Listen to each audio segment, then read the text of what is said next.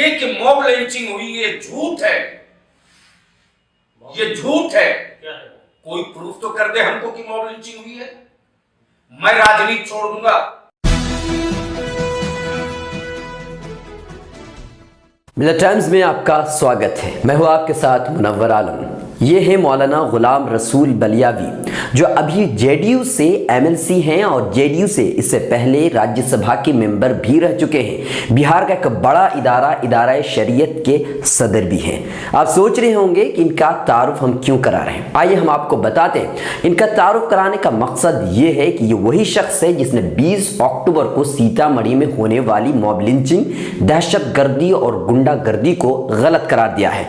नौकरशाही एक YouTube channel है, उस पर इंटरव्यू देते हुए इन्होंने कहा कि सोशल मीडिया पर जो बातें ज़ैनुल अंसारी को लेकर के फैलाई गई हैं, यानी मॉब लिंचिंग की बातें जो फैलाई गई हैं, ये गलत है। उन्होंने ये भी कहा कि ज़ैनुल अंसारी की मौत मॉब लिंचिंग की वजह से नहीं हुई, और साथ ही साथ उन्होंने ये भी माना कि सोशल मीडिया साथ ही साथ न्यूज़पेपर्स पर जो बातें और जो खबरें शाये की गई हैं वो खबरें गलत हैं, यानी ज़ैनुल अंसारी की मौत मॉब लिंचिंग की वजह से नहीं हुई। ठीक इसी तरह से इससे पहले भी एमएलसी खालिद अनवर ने भी इस मिल्लत टाइम्स से बात करते हुए उन्होंने कहा था कि ज़ैनुल अंसारी की मौत मॉब लिंचिंग से नहीं हुई थी, बल्कि एक्सीडेंटली उनकी मौत हुई थी। उन्होंने ये भी कहा था कि जो तस्वीर सोशल मीडिया पर ज़ैनुल अंसारी की वायरल हो रही है वो तस्वीर ज़ैनुल अंसारी की नहीं है, बल्कि वो कहीं और की है।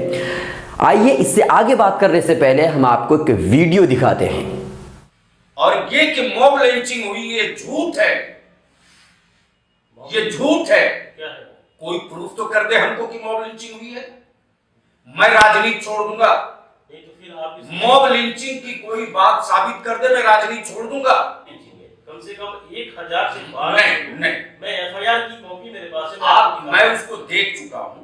एफआईआर की कॉपी मैं उसको देख 1200 लोगों की भीड़ वहां पे थी। मैं उसको देख 1200 लोगों ने पहले मारा, काटा, उसके बाद जलाया और उनके डेड बॉडी को उठा करके वो ले भाई साहब 1200 आदमी अगर एक आदमी को मारने लगे तो हमको तो नहीं लगता है कि कोई डेड बॉडी ऐसी बचेगी जिसको जलाने की नौबत आएगी। मुरलियाचक में एक नहीं बल्कि सीतामढ़ी में 1 दर्जन से ज्यादा हमारे इदारे हैं। लोगों के हमारे में जेल भी था कि मैं किस बात के लिए हूं, लेकिन जब मैंने इसकी सच्चाई और अपने लोगों से जब रिपोर्ट लेना शुरू किया तो मॉब लिंचिंग की बात गलत थी। सियासत में झूठ बोलना कामयाबी की अलामत मानी जाती है।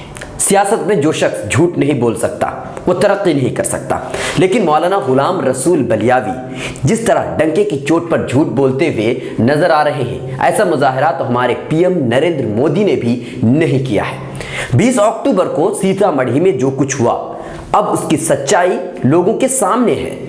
इस खबर को सबसे पहले मिल्लत टाइम्स ने यूट्यूब पर एक वीडियो अपलोड करके लोगों के सामने लाया, और यही वजह है कि पटना क्राइम ब्रांच ने मिल्लत टाइम्स को नोटिस भेजा था और इस वीडियो जो अपलोड किया गया था यूट्यूब और फेसबुक पर, उस वीडियो को हटाने की मांग की गई थी। मिल्लत टाइम्स से बात करते हुए विकास बर्मन ने इस बात का एतराफ किया था कि ज़ैनुल अंसारी की मौत मॉब लिंचिंग की वजह से ही हुई थी, और यही नहीं बल्कि जो एफआईआर दर्ज किया गया है उस एफआईआर में इस बात का तज़किरा है कि वहां पर 1200 लोग मौजूद थे, यानी कि ज़ैनुल अंसारी की मौत ठीक उसी तरह से हुई है जिस तरह से अखलाक और जुनैद का कत्ल हुआ है।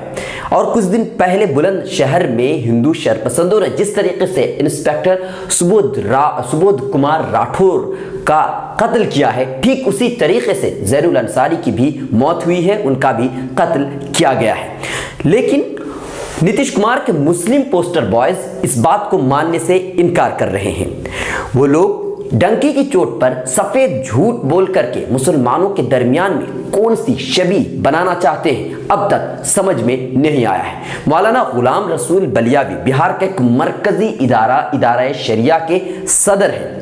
एमएलसी खालिद अनवर भी इमारत शरिया से कुर्बत रखते हैं, और इसी की बुनियाद पर नीतीश कुमार ने इन दोनों को एमएलसी बनाया है। लेकिन ये लोग अपने ज़मीर को इस कदर बेच दिए हैं, अपनी ज़मीर का इस तरह से सौदा कर चुके हैं कि नीतीश कुमार को खुश करने के चक्कर में ये लोग मुसलमानों की आवाज़ों को उठाने से डरते हैं। और आवाज़ उठाने से डरना ही नहीं बल्कि आवाज़ जो उठाते हैं उन्हें भी गिरफ्तार करवा देते हैं। आपको क्या लगता है, क्या सही है? आप हमें कमेंट करके ज़रूर बताएं। अगर आप हमें YouTube चैनल पर देख रहे हैं तो सब्सक्राइब करें, और अगर Facebook पर देख रहे हैं तो हमारा पेज लाइक करना ना भूलें। बहुत जल्द आ रहा है मिलेट टाइम्स का हिंदी एडिशन। हर खबर से रूबरू कराने वेबसाइट के साथ YouTube चैनल की भी हो रही है शुरुआत। हम आपको दिखाएंगे देश का हर वो सच जिसको छुपाता है मेन स्ट्रीम मीडिया। हमसे जुड़े रहिए, हमारे फेसबुक पेज को लाइक करिए, इंस्टाग्राम ट्विटर पर फॉलो करिए और हमारे यूट्यूब चैनल को सब्सक्राइब करिए।